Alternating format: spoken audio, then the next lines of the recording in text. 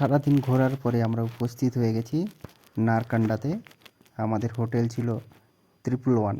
হোটেলটা যেমনই দেখতে সুন্দর, তেমন ভেতরে ডেকোরেশন এবং রুমও ছিল একদম পরিষ্কার পরিচ্ছন্ন এবং স্বচ্ছ।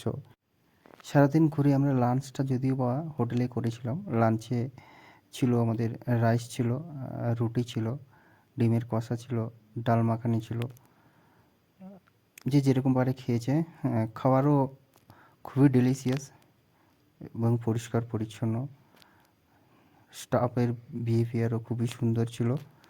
যদি কেউ এরকম নারকান্ডাতে আসে, তো আমরা সাজেস্ট করব যে 111 hotel is the best for value for money and clean and neat and clean হিসেবে আমার দিক দিয়ে খুবই সুন্দর হয়েছে। আমাদের গ্রুপ অলওয়েজ 5 রেটিং দিতে থাকবে।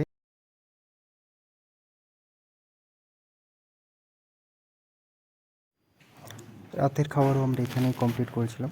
সালাদ ছিল, চাটনি ছিল, রুটি চাপাতি ছিল, রাইস ছিল,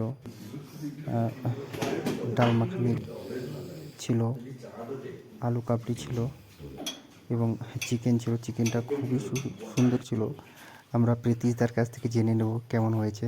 আমার ফুল প্লেট আছে, ফুল প্লেট 30 টাকা। কেমন খাবার? সত্যিই ভালো, সত্যি সাধারণ আমাদের কয়েকজন হচ্ছে আমরা নিজেরাই খুব সুন্দর, বুঝতে খুব পারি না সুস্বাদু করেছে। অ্যামাউন্টটা কত থাকবে। খুব সুস্বাদু। চুষে চুষে খাও। ও ক্রিম জর্জ